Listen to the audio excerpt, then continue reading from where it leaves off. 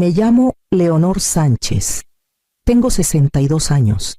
La mayoría de los días paso por la vida sin hacer ruido, riego el jardín, leo junto a la ventana, horneo las mismas recetas que antes preparaba para mi esposo y mi hija. Me gustan las cosas sencillas que cumplen como deben el té que humea, el pan que sube, las flores que brotan cuando el clima lo promete.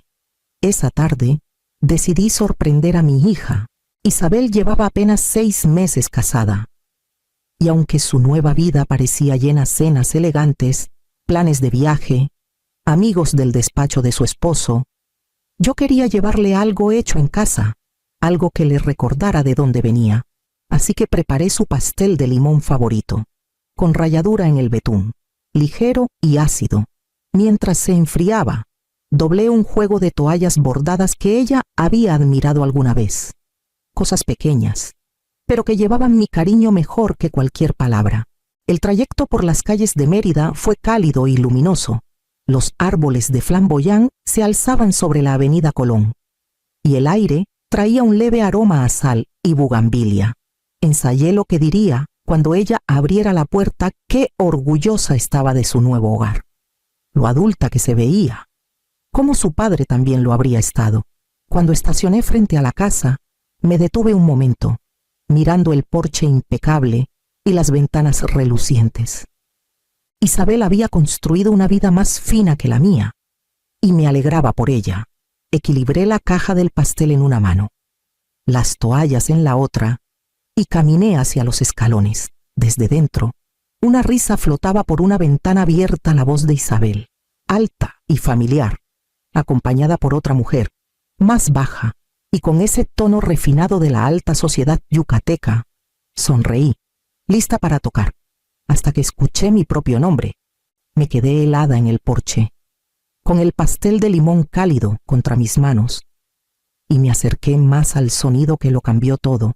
Al principio, pensé que había oído mal. El aire vibraba con el ritmo suave de las voces dentro, roto por un leve tintineo de porcelana. Me quedé ahí en el porche, con media sonrisa, queriendo creer que decían algo amable. Entonces escuché la voz de Isabel otra vez clara, segura, tan familiar que casi no registré la crueldad. Lo hace con buena intención, dijo con ligereza, pero a veces es demasiado, siempre trayendo cosas, toallas, pasteles, pequeños regalos. Es dulce, pero cansa. Una risita baja y aprobatoria siguió. No la reconocí de inmediato, pero luego la voz se agudizó con esa elegancia premeditada que había oído antes Patricia Morales. Su suegra, querida, algunas madres no saben cuándo soltar, dijo Patricia, con un tono suave como cristal. Es señal de inseguridad, en verdad.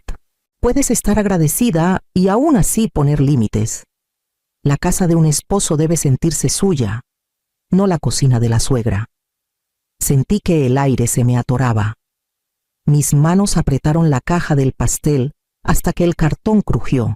A través de las cortinas de encaje, apenas veía el borde de la mesa, el brillo de la porcelana, el cabello de Isabel atrapado por el sol. Ahora reía, con esa risa que antes guardaba para mí. Lo sé, dijo suavemente. A veces aún me trata como si tuviera 12 años, como si necesitara sentirse necesitada. Las palabras se asentaron pesadas y lentas, hundiéndose en mí como piedras. Di un paso atrás, las tablas del porche crujiendo bajo mis zapatos.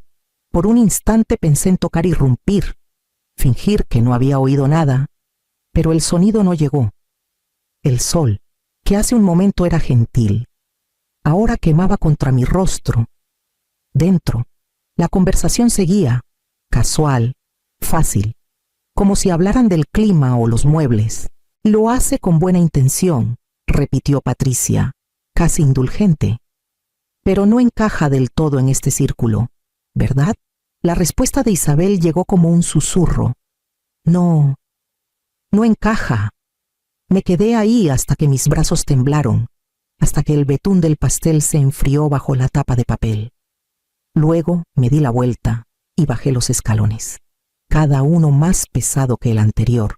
El aroma a limón se aferraba a mis dedos, el mismo que llenaba nuestra vieja cocina cuando Isabel era pequeña, cuando lamía la cuchara y decía que era su favorito. Lo había horneado por amor. Ahora sabía a vergüenza. Cuando llegué al auto, no recordaba por qué había pensado que esta visita nos acercaría. Coloqué el pastel en el asiento a mi lado. Encendí el motor y me alejé de la casa que, de pronto, ya no sentía como el hogar de mi hija, ni el mío. No regresé directo a casa.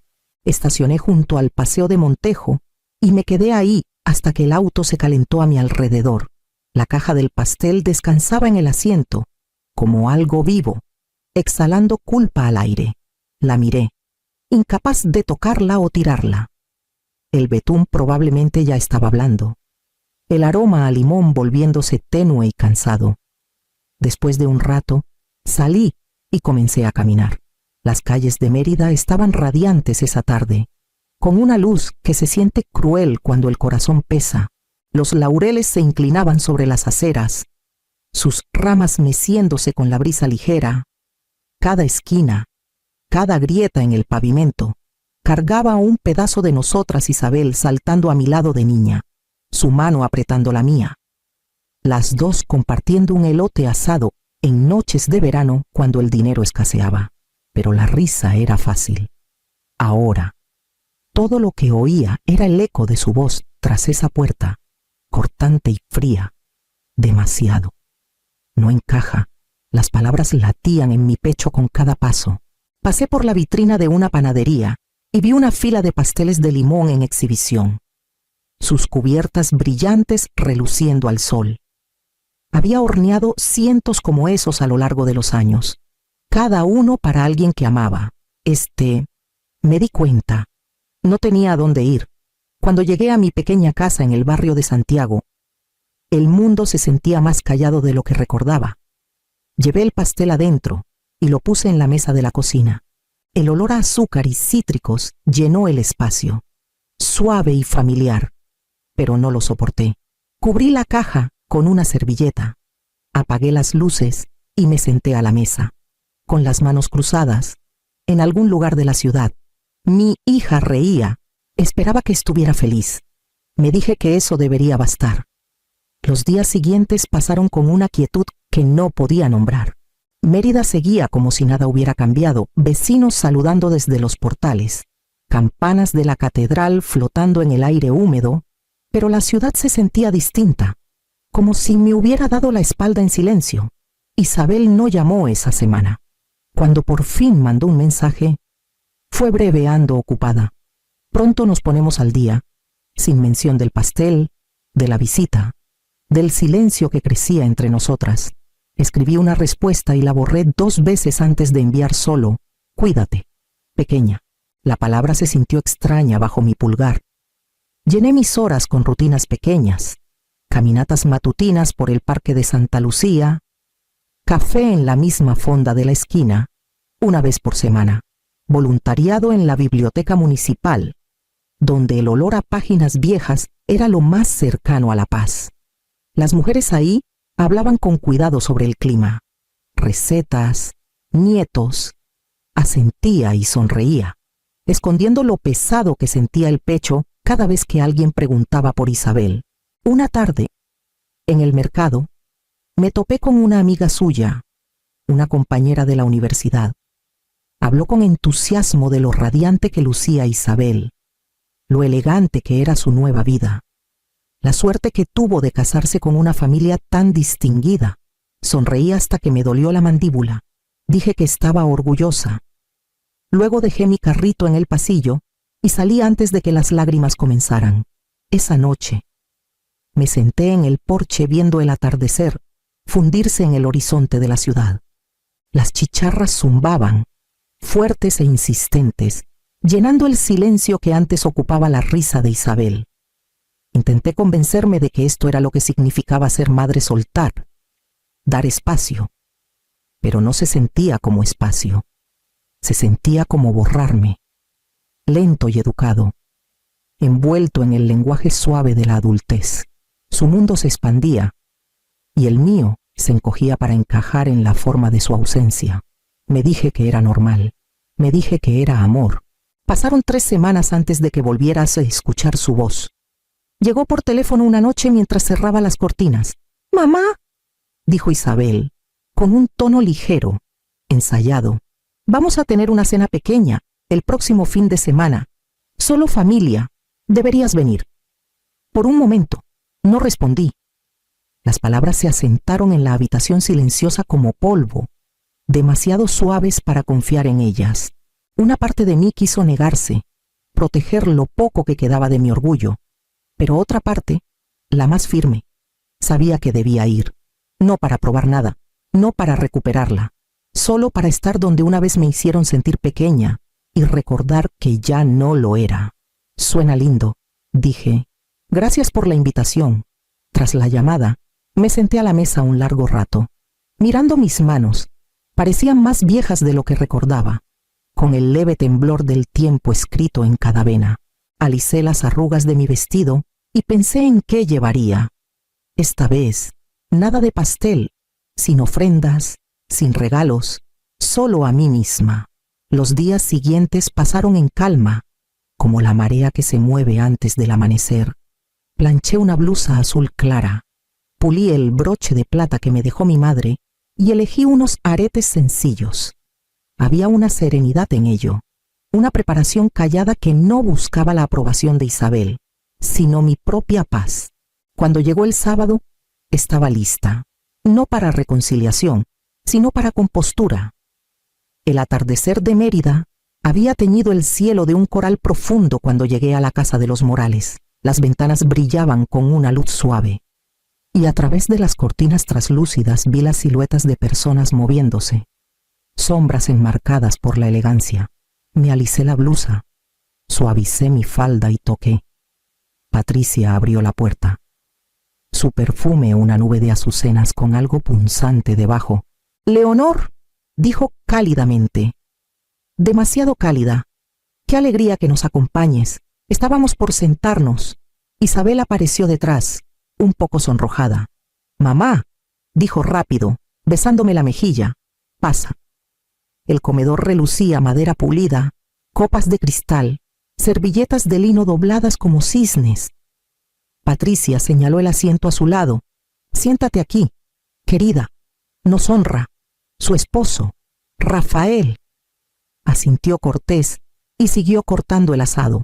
La conversación comenzó ligera el clima. Eventos en la ciudad. El nuevo voluntariado de Isabel. Patricia elogió a su nuera con una sonrisa aprobatoria. «Realmente se ha adaptado maravillosamente a nuestro círculo», dijo, con un tono dulce como jarabe. «Tan elegante, tan grácil. Debes estar orgullosa de lo rápido que se ha ajustado a esta vida». Sonreí, firme. Siempre he estado orgullosa de Isabel. Tiene gracia desde pequeña. No vino de un círculo.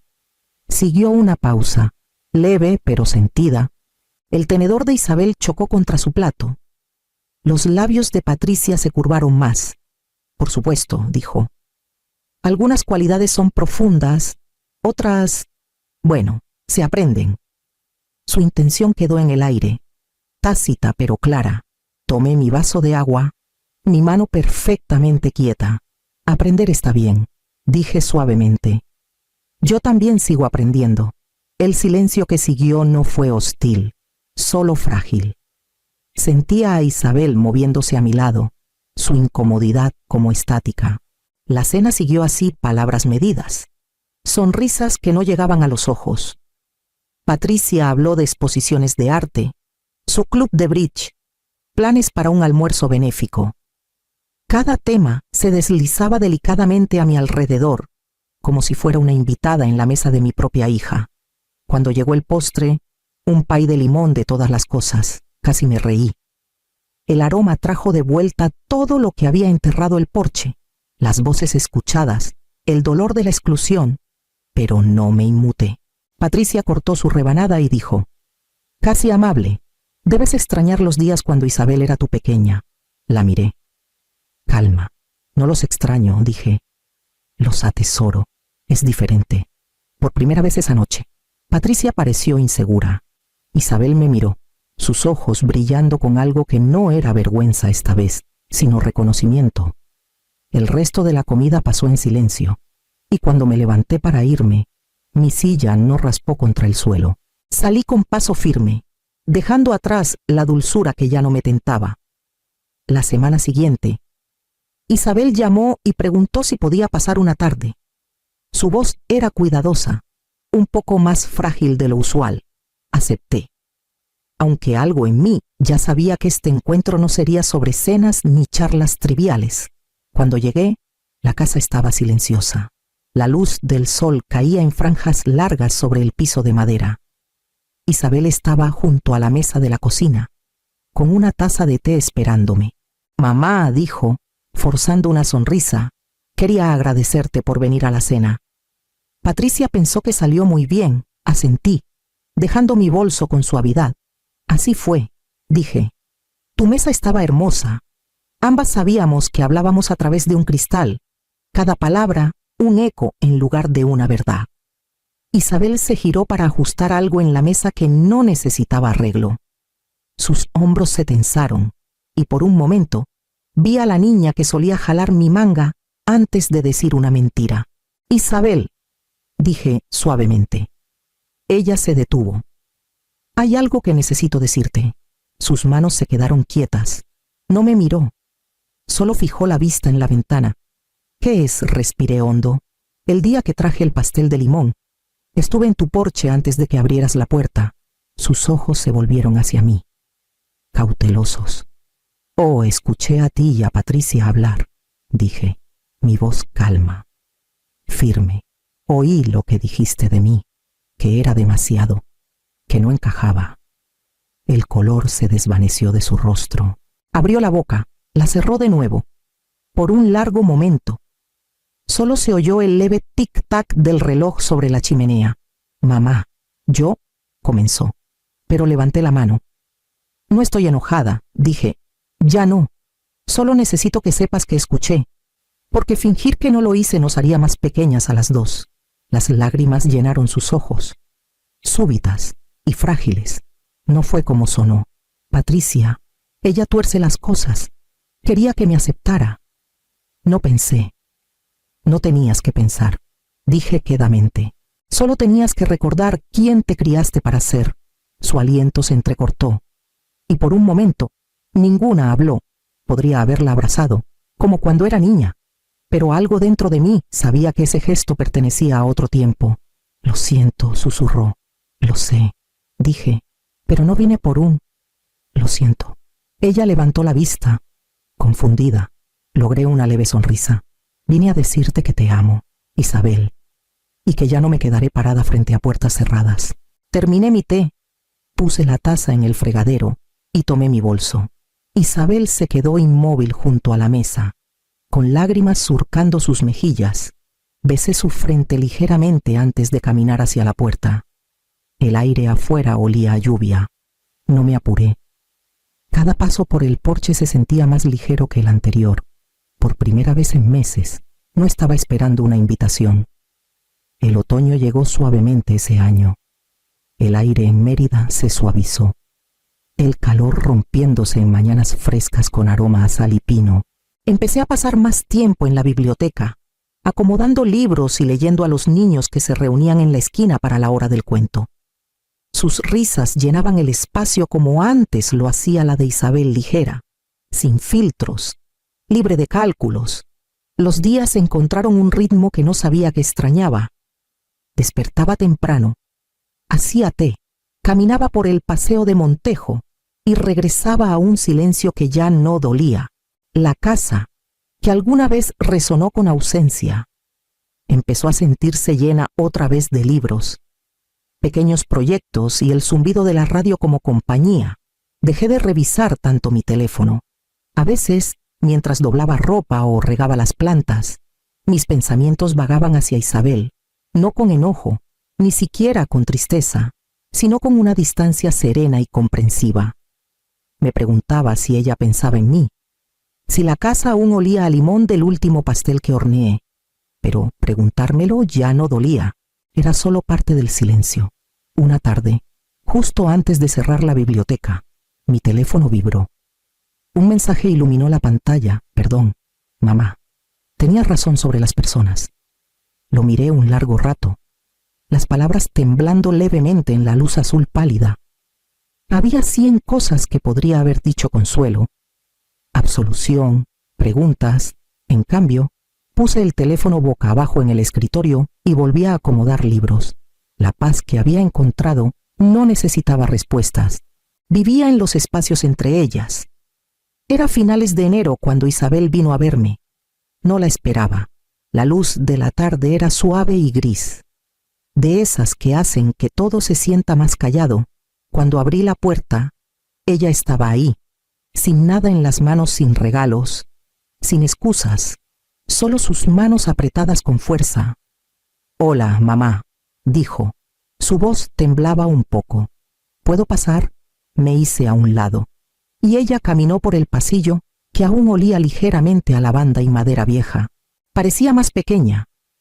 La confianza que una vez envidié, reducida a algo más humano. Nos sentamos a la mesa de la cocina, la misma donde hacía sus tareas, con los codos apenas llegando al borde. Por un largo rato, ninguna habló. El reloj hacía tic-tac, y la tetera comenzó a zumbar. Finalmente, ella dijo: «Olvidé quién era. Pensé que ser aceptada era ser amada. Pensé que encajar me haría feliz». Sus ojos brillaban, no con lágrimas aún, sino con el dolor de alguien que se veía claramente por primera vez. Serví té para ambas, dejando que el calor llenara el aire. «Fui cruel contigo», susurró. «Quería que Patricia me respetara, y me perdí intentando ganármelo». Observé sus dedos trazando el borde de la taza, firmes pero avergonzados. Cuando hablé, mi voz era calma. Entonces recuerda: «Isabel, eso es todo lo que puedes hacer ahora». Ella asintió lentamente. El té se enfrió entre nosotras, intacto. Cuando finalmente se levantó para irse, dudó. Luego extendió la mano y la puso sobre la mía. Fue un toque breve, frágil pero real. Después de que se fue, me quedé en la mesa, el leve calor de su mano aún descansando contra mi piel. Unos meses después, llegó un sobre con la letra de Isabel. Adentro, una nota: «Cena el domingo. Solo nosotras». Cuando llegué a la casa en la avenida Colón, las ventanas estaban abiertas y una luz cálida se derramaba por el porche. Isabel esperaba en la puerta. No corrió hacia mí esta vez, solo sonrió, una sonrisa tranquila y firme que no necesitaba palabras. Dentro, la mesa era sencilla, sin cisnes de plata, sin copas pulidas, solo 2 platos y el olor a pollo asado. Hablamos de cosas pequeñas: la biblioteca, su jardín, cómo la primavera había llegado temprano. La conversación fue fácil, sin esfuerzo, como el agua encontrando su propio nivel otra vez. Después de la cena, salimos. El aire de la noche traía el aroma a jazmín desde su cerca. Encendió la luz del porche, el mismo resplandor suave que recordaba de aquella primera tarde. Por un momento, sentí que el tiempo se había doblado sobre sí mismo, solo que ahora más gentil. Toqué su brazo ligeramente. «Esta luz ya no es para esperar», dije. «Es para la paz». Brillaba cálida. Una señal para mí misma de que la vida que había llevado para otros ahora me pertenecía por completo, y que el amor podía existir sin sacrificio, sin invisibilidad. Isabel asintió, sus ojos brillando en el resplandor. Cuando caminé de regreso a mi auto, la luz me siguió por la calle, cálida e ininterrumpida. «Me llamo Graciela Ramírez. Tengo 63 años.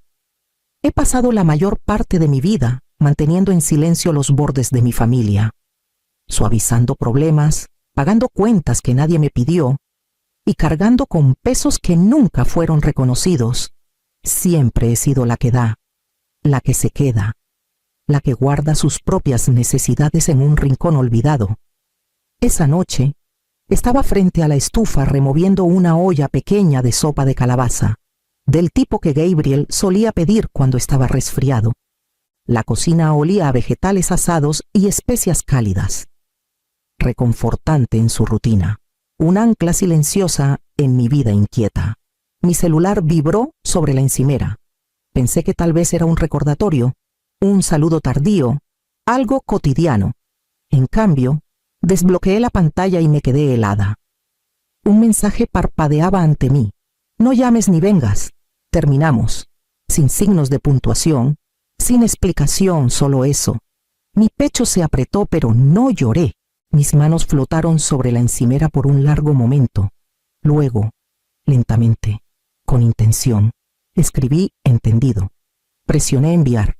La estufa siseó cuando apagué la hornilla, y un silencio se asentó en la habitación. Demasiado silencio, no vacío, sino pesado, cargado con el reconocimiento de un patrón que siempre había conocido la invisibilidad que había soportado durante décadas.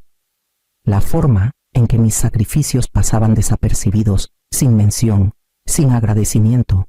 Limpié la encimera con el trapo que había usado durante años. Lo doblé con cuidado y lo dejé a un lado. La foto de Gabriel en su graduación me miraba desde la mesa de la cocina. La tomé, no para consolarme, sino para recordar cómo se veía cuando aún me veía. Fui al gabinete, saqué la carpeta etiquetada como activos, personales, y la metí bajo mi brazo. Todo lo demás lo dejé intacto. Cerraduras revisadas, el gato alimentado, notas cortas dejadas para los vecinos. Di un paso atrás e inhalé profundamente. La noche se extendía ante mí como una promesa silenciosa, y por primera vez en años, sentí los primeros destellos de algo nuevo de determinación. Terminé de limpiar las encimeras, doblando los trapos con precisión y enjuagando los pocos platos que quedaron de la cena. La cocina olía ligeramente a romero y calabaza horneada, reconfortante y familiar. Pero esa noche se sentía diferente, cargada con el peso silencioso de las decisiones.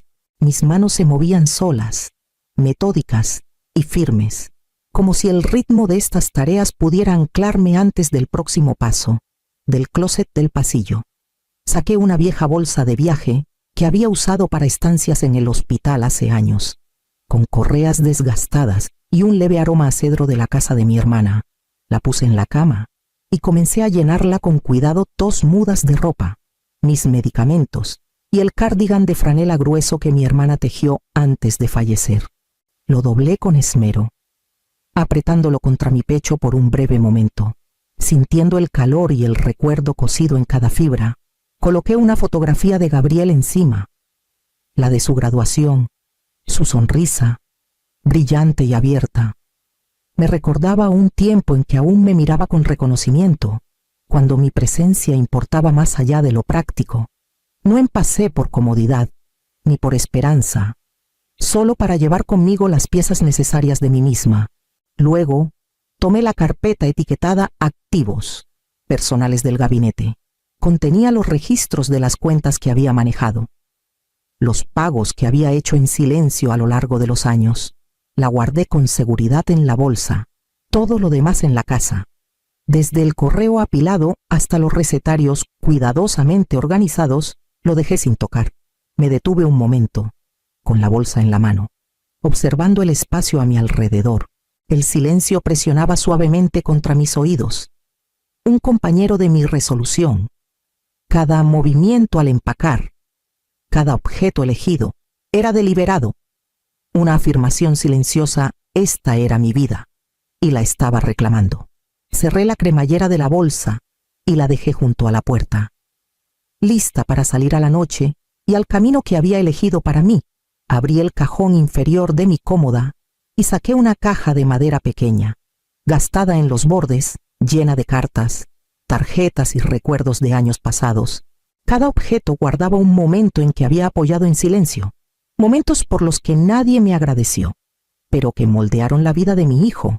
Coloqué la caja con cuidado en la bolsa, junto a la carpeta de documentos financieros, registros de cuentas que pagué, depósitos para la escuela, visitas al hospital y fiestas de cumpleaños. Mientras empacaba, los recuerdos surgían en fragmentos. Las noches largas equilibrando turnos extra con dejar a Gabriel en la escuela. Las prácticas de fútbol a las que apenas asistí, pero nunca dejé de pagar.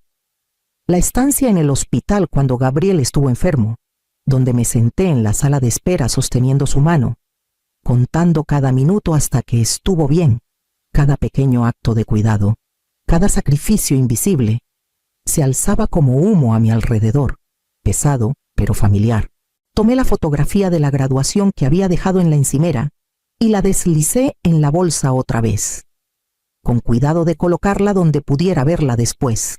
Su sonrisa brillante me recordaba al niño que alguna vez me miró con admiración, los momentos antes de que la responsabilidad reemplazara el reconocimiento. Doblé el cardigan de franela que mi hermana tejió, apretándolo contra la bolsa, sintiendo la textura suave calentar mis manos. La bolsa estaba casi llena. Cada objeto elegido con intención. Una colección de una vida vivida, en gran parte sin ser vista. Revisé que la carpeta estuviera segura. Cerré los compartimentos con cremallera y levanté la bolsa con manos firmes. Era pesada con recuerdos, sí, pero más ligera con propósito. Cada objeto que llevaba era una declaración de que yo importaba. Incluso si nadie más lo había reconocido, coloqué la bolsa junto a la puerta. Su presencia una declaración silenciosa. Esa noche me iría no con enojo, no con prisa, sino con un movimiento calmado y decidido. Esto era más que empacar. Era reclamar los años de cuidado, el trabajo invisible, el amor que había dado sin esperar nada. Inhalé, dejando que el peso se asentara, lista para el siguiente paso en el camino que había elegido para mí. Manejé el coche hacia la carretera, con los faros cortando la penumbra que se espesaba. La carretera que salía de San Miguel de Allende se extendía ante mí, serpenteando entre colinas familiares y bosques oscuros. Cada kilómetro alejándome más de la vida que había cargado en silencio durante décadas. Mis manos descansaban firmes en el volante, los nudillos pálidos, pero mi mente vagaba por los recuerdos que me habían moldeado. La muerte de Antonio partió mi mundo en dos cuando Gabriel tenía solo 5 años.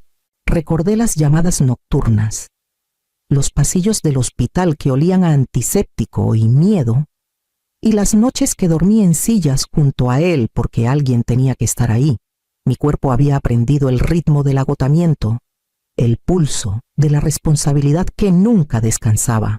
Depósitos para la universidad, cuentas sin pagar, compras de despensa, prácticas de fútbol a las que apenas podía asistir, lo manejé todo sin quejas, asegurándome de que Gabriel nunca sintiera el peso de lo que yo cargaba. Cumpleaños, días festivos, pequeñas victorias de la vida diaria, todo financiado, todo suavizado, todo invisible.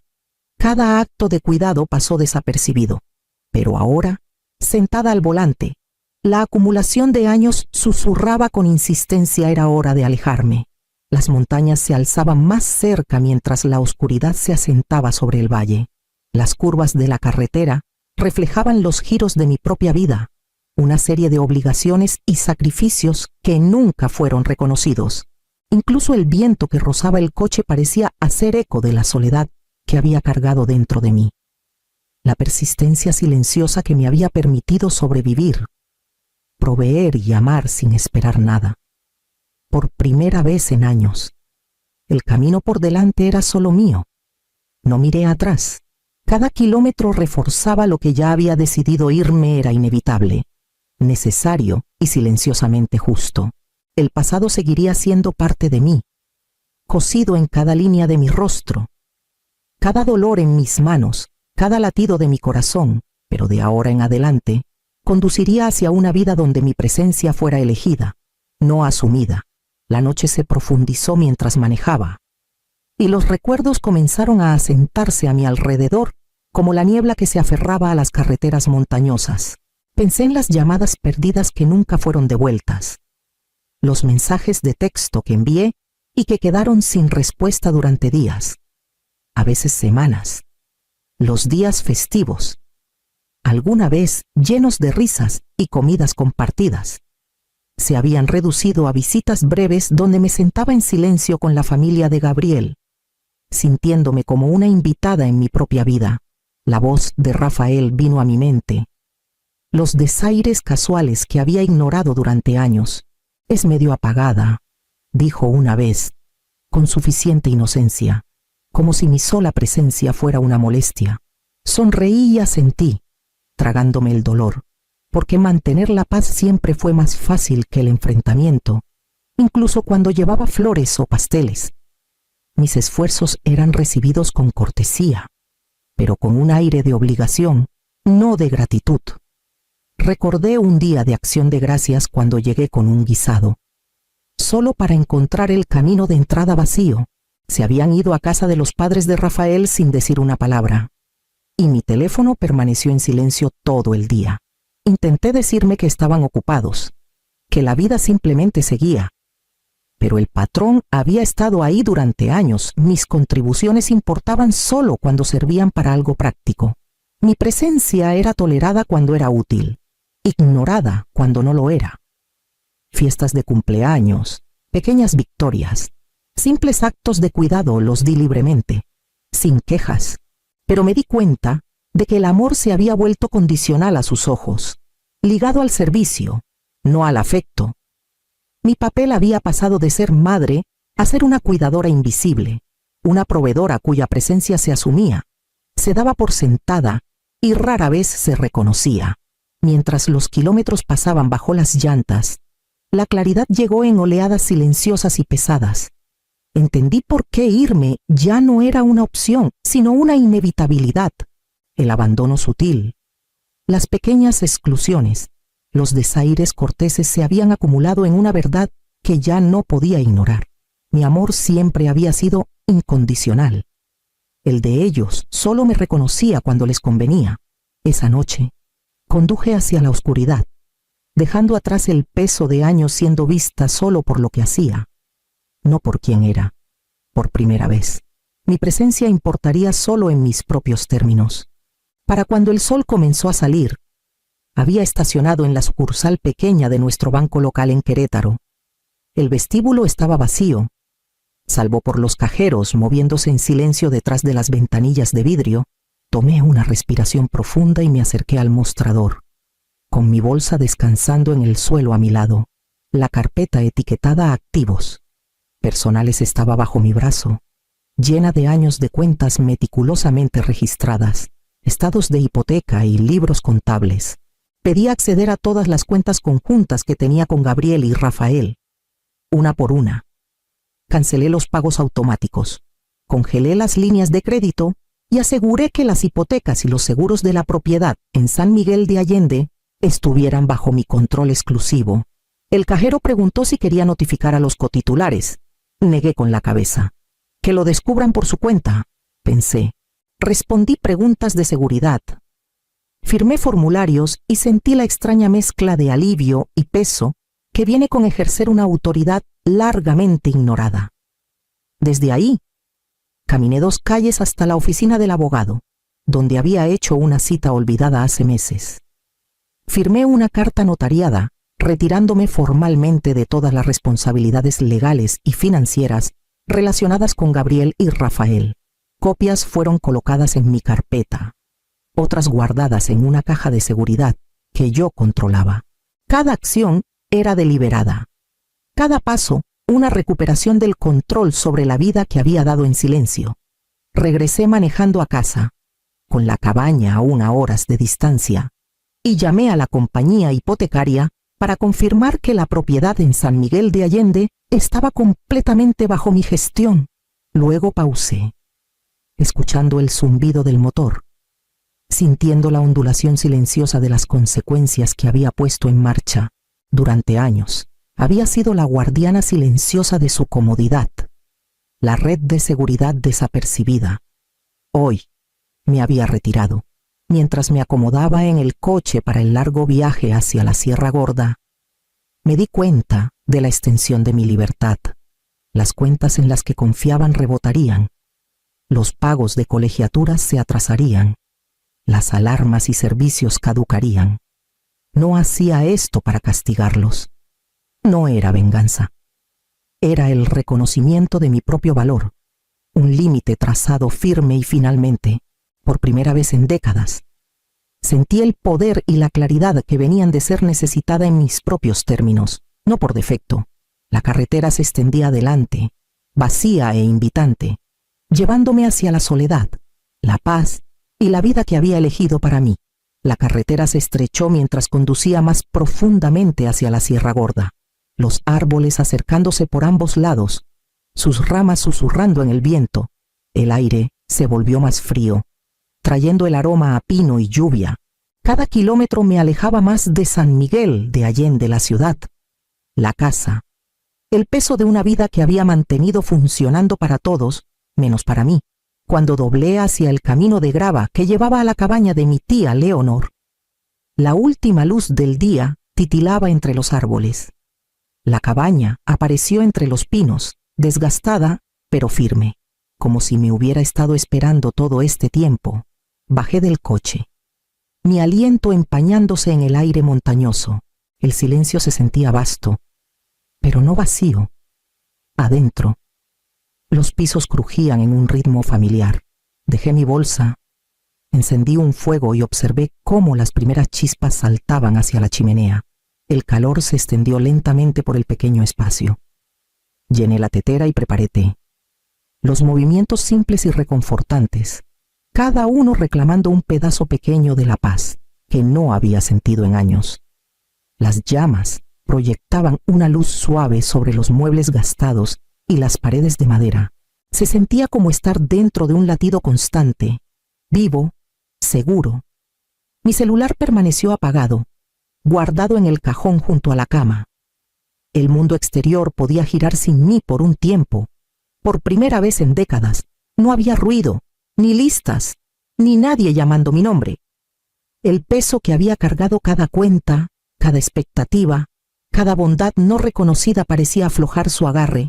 Me senté junto a la ventana, con el té entre mis manos, y observé cómo el bosque se oscurecía bajo un millar de estrellas silenciosas. Aquí no era la red de seguridad de nadie, ni la sombra de nadie. Aquí era simplemente Graciela, respirando libremente, existiendo sin disculpas. El silencio no era ausencia, era el sonido de empezar de nuevo. Tomó solo unos días para que el silencio que había reclamado comenzara a reverberar. La voz de Gabriel llegó por el teléfono, tensa e inestable, cuando finalmente llamó. «Mamá, ¿estás ahí? ¿Por qué no se ha registrado el pago?» Sus palabras temblaban con confusión y pánico. Escuché en silencio, tomando té junto al fuego de la cabaña, dejando que el peso de años de trabajo invisible se asentara a su alrededor ahora que estaba ausente. Las alarmas en la casa de San Miguel de Allende quedaron sin respuesta. Las notificaciones de seguridad parpadeaban en su teléfono, las luces del sistema indicando descuido. Los pagos de la colegiatura de Sofía se atrasaron, desencadenando llamadas de la administración. Las entregas de despensa que Gabriel asumía llegarían sin problema habían sido canceladas. Cada pequeño fallo, cada obligación perdida, se abría paso en la calma que había sostenido tanto tiempo. Ahora, desbordándose en sus vidas, había observado cómo manejaban el hogar durante años, suavizando errores que apenas reconocían. Ahora, la red de seguridad había desaparecido, y ellos luchaban con las consecuencias. Mi presencia siempre había sido asumida, un hilo invisible sosteniendo la tela de su comodidad. Nunca exigí reconocimiento ni agradecimiento, solo el permiso silencioso para cuidar. Pero mientras el pánico se instalaba, mientras luchaban por entender por qué nada funcionaba como esperaban, sentí una extraña mezcla de tristeza y alivio. Incluso en su confusión, la verdad se volvió innegable. Las horas que pasé equilibrando cuentas, programando reparaciones y cubriendo colegiaturas se hicieron visibles en su ausencia. La vida que asumían era sin esfuerzo, ahora revelaba su dependencia de mí. Las exclusiones sutiles, las señales perdidas, las pequeñas injusticias que había soportado todo, quedó en claro. Por primera vez, vieron el peso que había cargado en silencio y el vacío que dejó al irse. Me quedé en la cabaña, dejando que el silencio se desplegara a mi alrededor. No interferí. No contesté más allá de escuchar.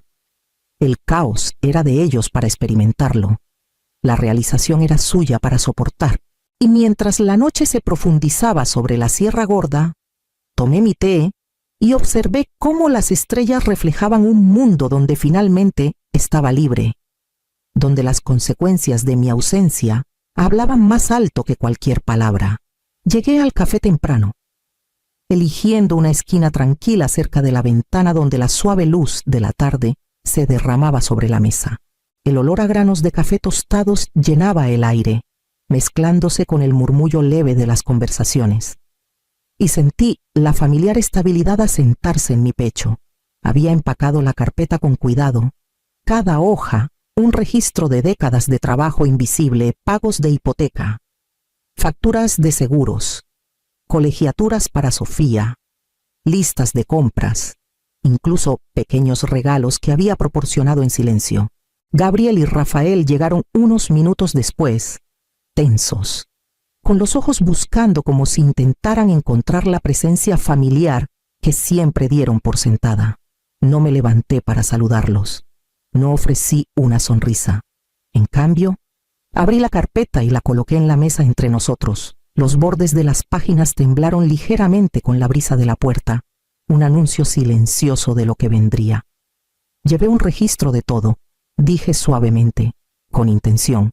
Cada hipoteca, cada pago de colegiatura, cada cuenta que manejé para que pudieran vivir sin preocupaciones durante años. Hice esto en silencio, sin comentarios, sin reconocimiento. Mi voz permaneció firme, constante, pero cargada con el peso de décadas. Gabriel miró la carpeta, con la duda marcada en su rostro. Las manos de Rafael se movían inquietas en su regazo. Habían asumido que estas tareas eran menores, invisibles, pero ahora la magnitud era innegable. No suavicé mi tono, no pedí perdón. Me estoy retirando de estas responsabilidades, continué. No cubriré más lo que es suyo para manejar. Mi presencia ya no se asume. Mi trabajo ya no es invisible. Intercambiaron una mirada. El reconocimiento tácito de la realidad asentándose entre ellos. Pude ver el pánico y la incredulidad en sus ojos. Los primeros momentos de entender cuán dependientes habían sido. Durante años, mi amor había sido silencioso, generoso e invisible. Hoy era medido, deliberado y finalmente reconocido. Cerré la carpeta suavemente y me recosté. La conversación no requería argumentos ni súplicas. La verdad era visible, innegable, y exigía reconocimiento en sus propios términos. Por primera vez en décadas, sentí mis límites respetados, no porque fueran agradecidos, sino porque no podían ser ignorados. El peso que había cargado tanto tiempo se alzó, reemplazado por una claridad tranquila y firme de que esto era suficiente. La casa en San Miguel de Allende se vendió más rápido de lo que nadie esperaba. Los compradores poco se interesaron por su historia, y firmé los documentos de cierre en una tranquila oficina legal, sintiendo una mezcla de alivio y ligereza. Las ganancias fueron destinadas a un albergue local para mujeres, nombrado en honor a mi tía Leonor, la mujer que me enseñó que la soledad podía ser seguridad, no castigo. De vuelta en la cabaña, me movía por mis días con un ritmo lento y deliberado. Las mañanas las pasaba cuidando el jardín, arrancando maleza con las manos desnudas, sintiendo la tierra anclarme de maneras que había olvidado hace mucho. Las tardes eran para escribir en mi diario, dejando que las palabras se derramaran en el papel, llevando el peso suave de los recuerdos y las lecciones aprendidas. Las noches las pasaba junto al fuego, leyendo, tomando té, con la cabaña cálida y tranquila a mi alrededor. Una mañana llegó una postal, con una letra cuidadosa y desigual. «Hola, abuela. Te extraño. Con cariño. Sofía». La leí 2 veces antes de colocarla suavemente en la repisa. Un reconocimiento silencioso de que algunos lazos persisten incluso tras la separación. Sonreí, no con arrepentimiento, sino con reconocimiento. Aquí, en este espacio que yo misma creé, era libre. El trabajo, el sacrificio, el cuidado silencioso, todo seguía siendo parte de mí. Pero ahora existía en mis términos. La paz no era solo la ausencia de responsabilidad, era la presencia de la elección. Y por primera vez en décadas, me sentí completamente, innegablemente yo misma.